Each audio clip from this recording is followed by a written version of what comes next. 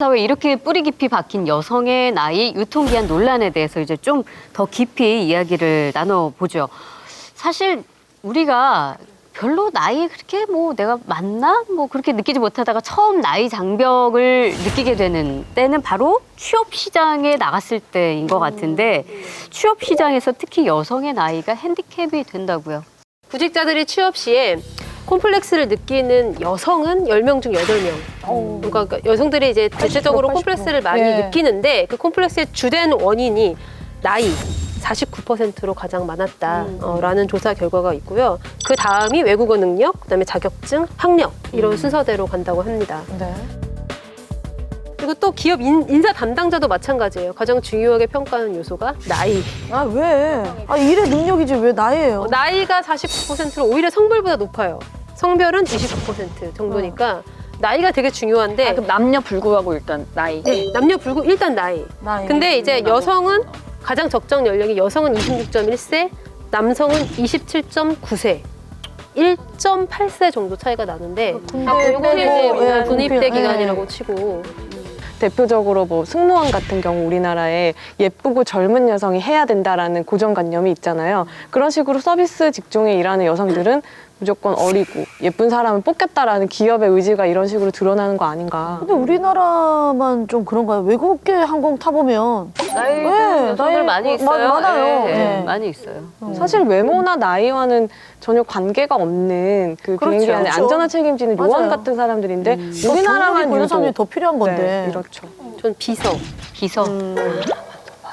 비서랑 그다음에 안내 데스크 이런 데는 무조건 어린 여성을 더 선호하거든요. 그렇지 않은 경우를 거의 광화문 일대 빌딩에서 본 적이 없는 것 같아요. 그게 항상 있었는데 외국 영화 같은 거 보면 비서가 거의 같이 나이 들어가면서 네. 여성분이 자 회장님 이거 하셔야 되고 이거 해야 되고 거의 가족처럼 이렇게 하잖아요. 근데 우리나라에서는 비서를 그런 걸 본 적이 또 없어요. 들어보니까 정규직, 비정규직의 문제도 있는 것 같더라고요. 그래서 비서를 그렇게 쭉 나이가 같이 들려면 정규직을 시켜야 되잖아요. 근데 그렇게 여유 있게 그렇게 하는 회사들이 많지가 않기 때문에 비정규직으로 계속 2년마다 바꾸는 시스템이 되고 그래서 새로 뽑을 바에는 또 어떻게 보면 젊은 여성을 뽑게 되고 이런 시스템이 되는 것 같더라고요. 왜냐면 정규직으로 두고 계속 승진을 시키고 함께 일하려면 돈이 많이 드니까 드니까. 비정규직에 싼 노동력을 2년 단위로 계속 갈아치우는 거죠. 네. 아니 요즘 취업 시장에서 여성이 27세, 27세가 이제 마지노선이라는 인식이 팽배하다고 합니다. 저도 고시 공부를 처음 시작할 때를 생각을 해보면 제가 되게 공부를 늦게 시작했어요. 네. 27 이렇게 돼서 시작을 했는데 이제 그때 주변 사람들 반응이 남자면 몰라도 여자가 27에 웬 고시 공부 시작이야? 거의 이런 반응들이 굉장히 많았단 말이에요. 근데 그럼에도 불구하고 저희 부모님이 믿어주셔가지고 결국은 공부를 마음 놓고 할 수 있었는데 만약에 그냥 평범한 여성이었다고 한다면은 27에 뭔가를 새로 시작하는 것은 굉장히 위험 부담이 큰 일이었겠구나 이런 생각이 들어요. 제가 친한 언니분이 약간 대기업에서 좀 이제 인사 담당하고 이런 분인데 그 언니가 하시는 말씀이 여자들은 어쨌든 뽑으면 결혼하고 아기 키우고 뭐 이러면서 자연스럽게 자꾸 퇴사가 이루어진대요. 이게 환경이 잘 안 돼 있으니까. 그래서 이제 기업들이 자꾸 남자를 선호하게 된다고 오래 그러니까 일을 더 못하더라 능력에 따라서가 아니고 그게 정말 말이 안 되는 게 여자의 책임이 아니고 사회적으로 책임인데 근데 그래서 일을 못하더라도 남자를 뽑아서 그냥 쭉 키우는 게 낫다. 이 여자는 일을 잘해도 뭐 출산을 하거나 뭐 이렇게 되면은 그만둘 수 있기 그 때문에 말에는 그리고 이렇게 한다는 거예요. 남자는 일을 못해도 끝까지 데리고 가겠지만 여자는 애를 낳으면 자르겠다라는 말이랑 그쵸. 똑같은 거죠. 그래서 너무 악순환인데. 안타까워하고 있는데 그게 개인으로 바뀌는 일이 아니니까. 아니 우리 박앵커님도 아나운서 쪽에는 나이 좀 제한 같은 거 좀 있지 않아요?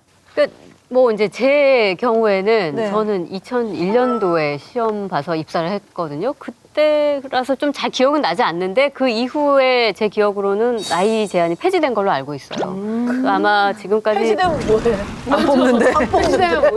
그러니까 그래서 방송에 출연해서 대중을 상대하는 신입을 뽑을 때는 원숭미보다 그 뭐 소위 말하는 신선함과 싱그러움을 더 선호하는 받는 경향이 있는 것 같아요. 그러다 보니 아무래도 좀 더 나이가 어린. 저는 항상 의아한 게 뉴스 진행할 때 남자 아나운서는 나이가 많은 분, 여자 네. 아나운서는 항상 젊은 분으로 계속 반대인 경우는 거의 없어요? 아예 없어요? 진짜 한 번도 못 봤다. 이제 메인 뉴스 말고 12시 혹은 4시 뭐 이런 타임에 있었던 것 같긴 해요. 근데 오전 흔치 시간대에 않아요. 여성 두 분이 진행한 적은 있어요, 뉴스를. 근데 그것도 이례적으로. 금방 뭐 그러니까 나이가 남성의 경우에 들면 연륜이 있고 경험치가 굉장히 많고 성숙한 남성으로 이렇게 인정을 해주는 반면에 나이가 든 여성 방송인의 경우에는 올드하고 칙칙하다. 뭐 약간 이런 인식 때문에 이게 이제 정말 우리가 힘들게 그래서 바늘구멍 같은 그 취업 시장을 만약에 통과를 해도 또 여전히 여성들의 발목을 잡고 있는 건 또 이게 나이란 말이죠. 그러니까 직장 생활하면서 나이 때문에 겪는 어려움 이런 어떤 것들이 있을까요? 일단 한국 여성 노동자회에서 공개한 사례가 굉장히 단적으로 보여주고 있는데요.